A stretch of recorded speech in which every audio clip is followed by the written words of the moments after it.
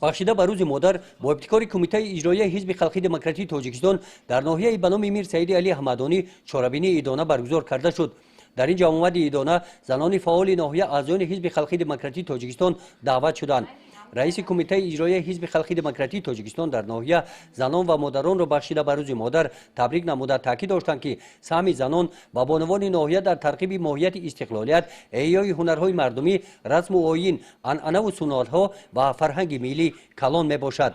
дар ноҳия бисёр занон дар вазифаҳои роҳбарӣ фаъолият намуда аз намояндагони ҳизби халқи демократӣ 15 нафар вакилон ба маҷлисҳои маҳаллӣ интихоб гардиданд. аз номи кумитаи иҷроияи ҳизби халқи демократии Тоҷикистон ба аъзоёни фаъоли ҳизб бахшида ба рӯзи модар тӯҳфаҳои хотиравӣ тақдим карда шуданд. хизмати фарҳангии чорабинӣ бахшида ба рӯзи модар дар толори муассисаи таҳсилоти миёнаи умумии рақами 2 маркази ноҳия идома ёфт.